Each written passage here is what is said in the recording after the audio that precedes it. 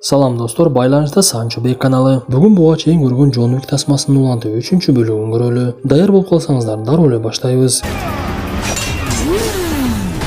Тасманын башында караларга белги берүүчү ишкана Джон Уикке болгон мергенчилик кечки саат 6-да башталарын белгилеп жаткан. Анан да аны ким өлтүрсө ага $14 миллион берилет экен. Анда Джон Уик түнкү Бишкекте тегеренип кайда барышын билбей, кайсы буручка барса деле баардык жактан адам өлтүргүчтөр анын астынан чыгып кала берди. Бирок саат 6 боло электе ага эч ким тийише алмак эмес. Ошондуктан ал унаа жалдап итин коммуникадага жөнөтүп жиберет дагы. Өзү китепканалардын бирине барып китептердин ичин ачып эле өзүнө керектүү буюмдарды алып алды. Китептин ичинде каарманыбызга тиешелүү дагы бир вексель бар экен. Анда ал жерде бою чоң бир адам өлтүргүч пайда болсо каарманыбыз убакыт керелек деп айтат. Бирок ал адам убакытка деле башымды оорутпаймын деп эле каарманыбызга асыла баштайт. Анда экөө китептердин ортосунда мушташа баштап, Джон Уик душманынын чоң экенине карап эле дароо эле өлтүрүп салды. Бирок ал мушташып жатып жана адамдан далынан бычактан жаракат алып калат. Анда түз эле каралар дүйнөсүндөгү дарыгерге барса, ал такыр эле киргизгиси келбеди. Анткени саат кечки 6-га 5 эле мүнөт калган экен. Анда каарманыбыз мага жардам бериңиз деп эле алтын тыйынын көрсөтсө, дарыгер дароо киргизип, жаракатын даарылап тигип жаткан жерден эле саат 6 болуп калды. Ошентип кабар берүүчү ишкана Джон Уикке карата экскоммуникада күчүнө кирди деп айтып, адам өлтүргүчтөрдүн баардыгы байланыш аппаратына кабар алып эле даярдана башташат. Кызыгы бул убактан кийин Джон Уикке эч ким жардам бербеш керек болот экен. Анда дарыгер дагы өз ишин токтотуп, каарманыбыз өзүнүн далын өзү тиге баштайт. Ошентип каарманыбыз дарыгерден чыгып баш оогон жака эле качып жөнөйт. Анда аны байкап калган көзөрү жымшыган азиат туугандарыбыз куалап жөнөп, ал белгисиз бир үйдүн 2-кабатына чыгып, курал-жарак саткан дүкөнгө кирип кетти. Анда жанагы куалап келген адамдар да жетип алат. Бирок каарманыбыздын тапанчасы жок болгондуктан алар менен муштумдап мушташып, айнектин ичиндеги бычактарды алып алып эле бири-бирине сайгылай башташат. Джон Уик бир эле тапанча менен эмес, бычак менен дагы өтө күчтүү мушташат экен. Анткени каршылаштардын саны өтө көп болгондугуна карабай, алардын баардыгын жок кылып эле ал имараттан чыгып кетип калат. Бирок бир баледен кутулса, экинчи балеси дароо эле келип калды. Жолдо бара жатса, эки унаа аны сүзүп токтошуп, Джон Уик алардан дагы качып ат баккан жерге кирип кетет. Бир кезде душмандар Джон Уикке жетип алып, ал жерден дагы мушташ башталып, каарманыбыз алы жетпей калган учурда аттын жардамы менен жеңип жатты. Ошентип душмандардын биринин мойнуна жип байлап, ат менен сүйрөтүп эле ал атты минип алып эле качып кетип калат. Ошентип ат менен качып бара жатса, шайтан арабачан адам өлтүргүчтөр дагы жетип келип калды. Анда Джон Уик Манас Ниязов менен машыккан байтөр аттын үстүндө туруп эле келген экөөнү тең жок кылып салды.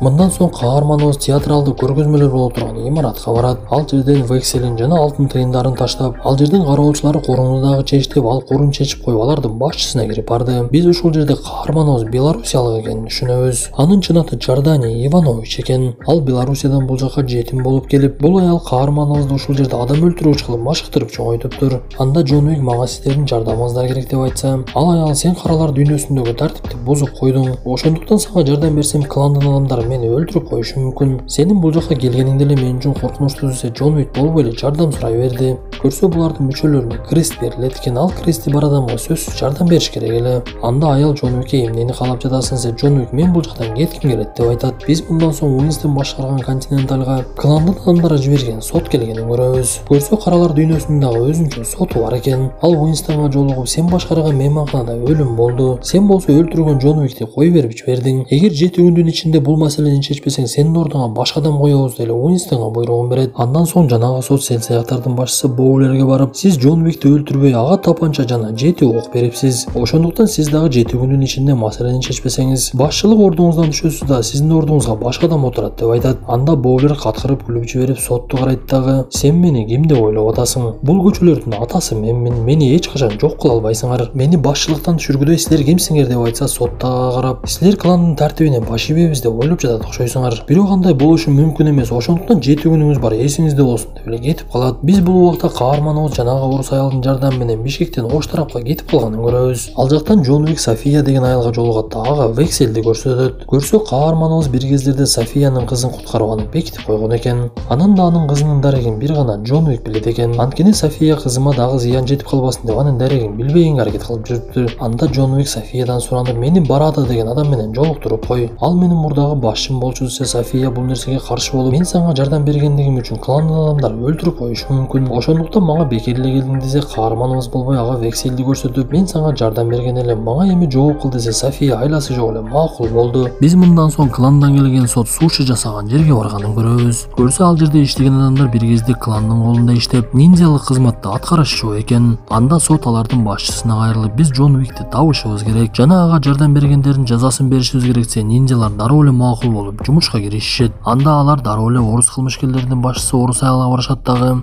Анын адамдарын баардыгын чекеден жок кылып эле орус аялдын өзүн кармап алышты. Сот ал аялга сен Джон Уикти кой берип жибергендиң үчүн жазаңды алышың керек деп колун сундуруп, ниндзялардын бири колуна кылычын матырып алат дагы кетип калышат. Биз мындан соң Джон Уик менен София башка бир адамга жолукканы барганын көрөбүз. Көрсө бул адам каралар дүйнөсүндөгү алтын тыйынды жасаган адамдардын башчысы экен. Андан Джон Уик мен кландын башкармалыгынан дагы үстүдө турган аксакалдар кеңешине жолугушум керек. Аларды кайдан тапсам болот десе, жанагы киши аларды сен эч качан таба албайсың. Алар өздөрү кааласа гана сени табышат. Ал үчүн сен суусу жок чөлгө барышың керек дагы асмандагы иттин сүрөтү көрүнгөн жылдызды карап, ал берген багытты карап эле өлүп калгычаңда кете бересиң. Качан гана акыркы демиң калганда алар сени таап алышат, же болбосо таппай коюшат деп айтат. Анда каарманыбыз София рахматын айтып ал жерден кетейин деп калышса, ал киши ордунан туруп эле, силер мени түшүнгөн жок окшойсуңар, мен силерге маалымат бердим, эми силер мага эмне бересиңер деп айтып, мага итиңдин бирин таштап кетсе, София такыр эле болбой коет. Анда ал киши жини келип иттин бирин атып салса, София өзүн кармай албай эле итке бекитип койгон тапанчасын алат дагы чекеден эле өлтүрө баштайт. Иттердин бири аткан кишинин талдуу жерин тиштеп алып, аны жулуп алганга аракет кылып, эки каарманыбыз ал жерде турган адамдардын баардыгын жок кылып салды. Анда София итти аткан кишини өлтүрүп салайын десе, Джон Уик каршы болуп эле аны бутун атып эле качып кетип калышат. Анда эки каарманыбыз ал жерден чыгып бара жатып, алтын тыйын жасаган адамдардын баардыгын өлтүрүшүп, душмандар келген унаага олтуруп алып эле ал жерден кетип калышат. Бир кезде экөө чөлгө жеткенден кийин каарманыбыз жанагы векселди алат дагы,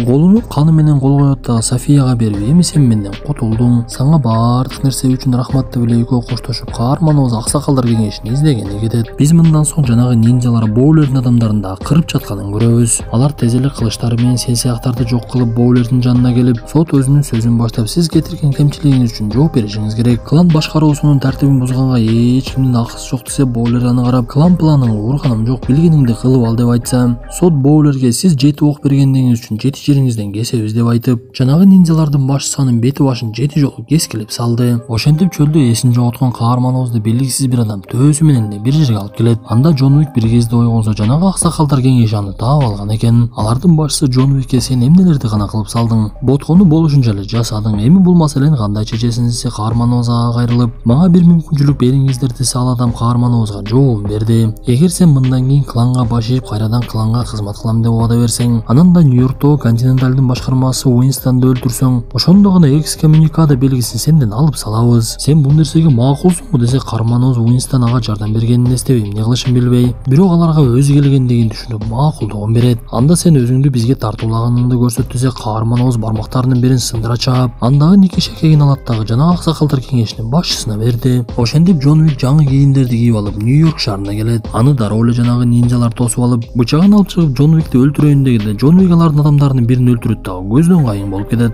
Классный трюк.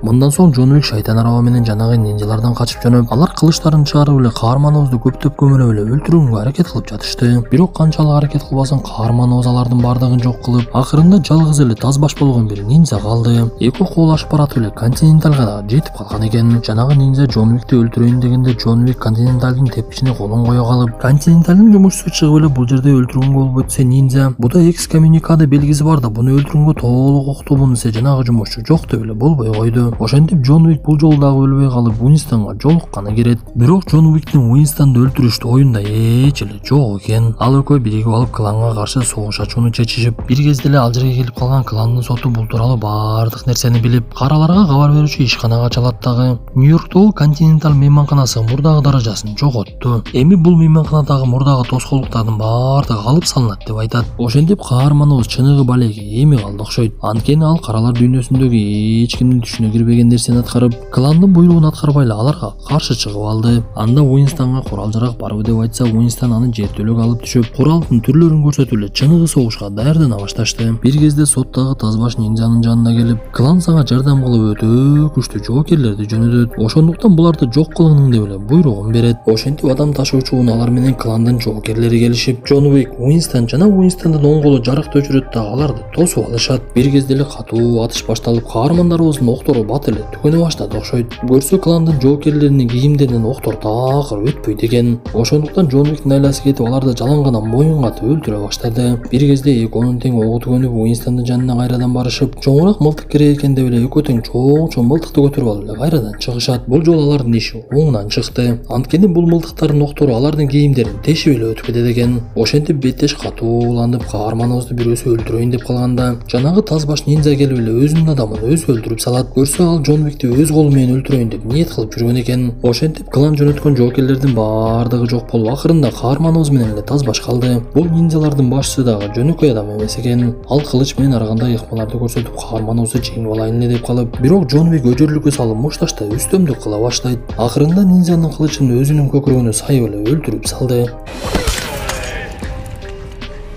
Ошентип баардыгы жок болгондон кийин сот Уинстонго чалып сүйлөшөлү деп экөө сүйлөшүп жатса, алардын жанына Джон Уик дагы келип калат. Анда Уинстон менин сунушум мени ордума кайтаргыла. Мен Континенталдын башчысы боюнча калышым керек. Мен бул жерде 40 жылдан бери жүрөм. Мындан нары дагы кызмат кылганга даярмын десе, сот дароо эле макул болуп, бирок Джон Уиктин маселесин кандай чечебиз десе, Уинстон тапанчасын алып эле Джон Уикти аткылай баштайт. Анда Джон Уик 5-6 ок жегенден кийин ал жердеги тамбаштан түшүп кетти. Мындан соң сот маселени чечти окшойт деп сыртка чыгып кетип жатып, каарманыбыздын кулаган жерине барып эле аны таппай калат. Көрсө аны сел-саяктардын башчысы Боулердин адамы куткарып калган экен. Боулерди дагы кылычтап койгондон кийин ал тирүү калыптыр. Ал каарманыбыздын жанына келип, сенин дагы жиниң келип жатса керек мага окшоп. Мен кланды сөзсүз жок кылам. Сен дагы даярсыңбы десе, каарманыбыз ооба деген жерден эле тасма аягына чыгып калат. Достор, ушуну менен бүгүнкү тасмабыз дагы аягына чыкты. Бул тасманын 4-бөлүгү интернет айдыгына азырынча чыга элек экен. Балким чыккандан кийин улантып айтып берербиз. Ага чейин ден соолукту жакшы карап, кийинки тасмадан жолугушканча сабырды бекем кармаңыздар.